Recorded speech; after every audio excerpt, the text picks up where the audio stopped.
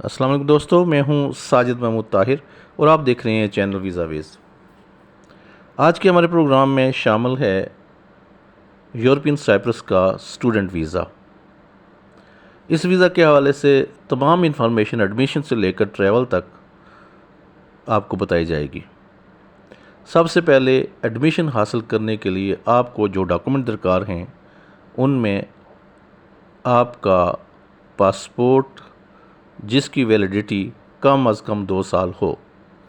अगर आपके पासपोर्ट की वैलिडिटी 2 साल से कम है तो आप अपना नया पासपोर्ट बनवा सकते हैं। उसके बाद आपके पास वैलिड शनाख्ती कार्ड CNIC होना चाहिए और एक अदद फ़ोटोग्राफ जिसका साइज़ पासपोर्ट होना चाहिए। मैट्रिक सर्टिफिकेट और इंटर सर्टिफिकेट के अलावा आइल्स आपके पास कम अज़ कम 5 बैंड्स होनी चाहिए। तो ये चीज़ें जब होंगी तो आप अप्लाई कर सकते हैं यूरोपियन साइप्रस के किसी भी कॉलेज और यूनिवर्सिटी में एडमिशन के लिए, और नॉर्मली आपका एडमिशन होने में कोई दिक्कत नहीं आती।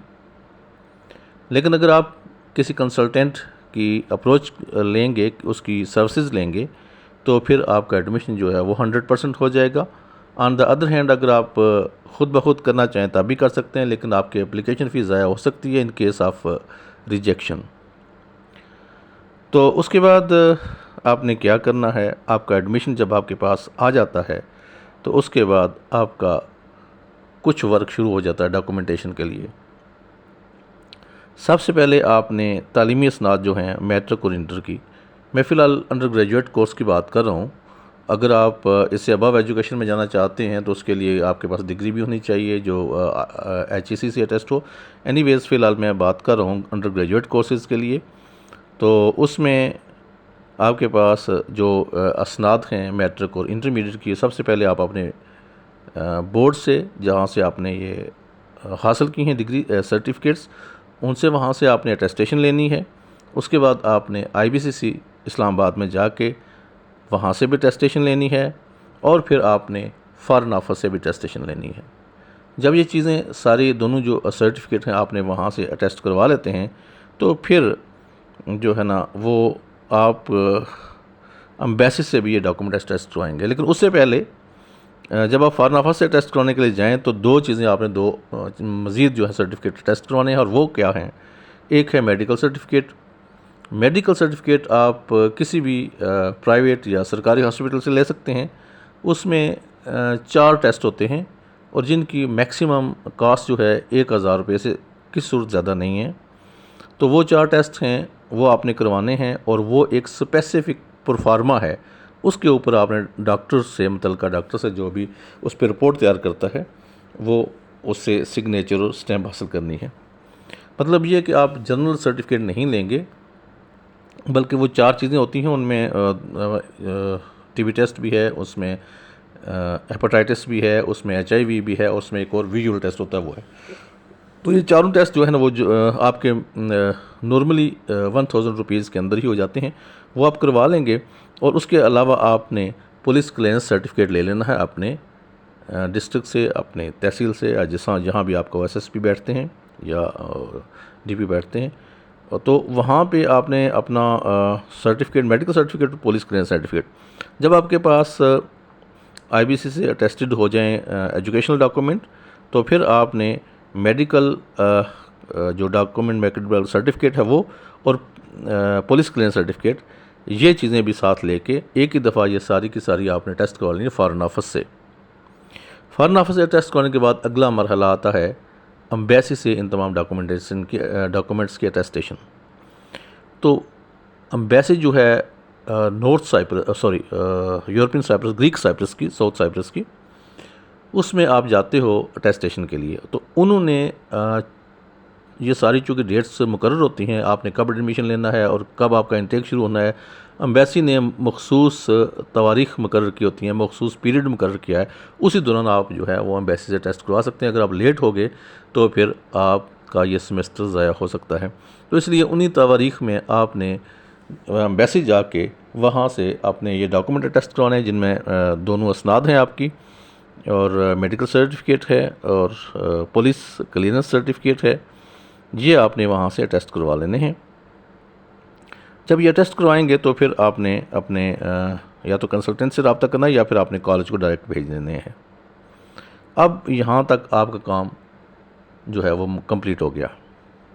उसके बाद कॉलेज एक ख़ुद प्रोसीजर स्टार्ट करता है, या यूनिवर्सिटी जो आपकी यूरोपियन साइप्रस में है, वो एजुकेशनल इंस्टीट्यूट जो है वो अपना प्रोसीजर स्टार्ट करते हैं और आपके जब डॉक्यूमेंट सारे देख लेते हैं कि मुकम्मल है और उसमें किसी किस्म की कमी बेशी नहीं है, तो वो ये सारे डॉक्यूमेंट आपने एजुकेशनल डिपार्टमेंट में भेज देते हैं, मिनिस्ट्री ऑफ एजुकेशन में साइप्रस में।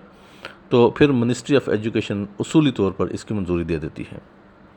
मिनिस्ट्री ऑफ एजुकेशन की मंजूरी आपका वीज़ा ही होता है।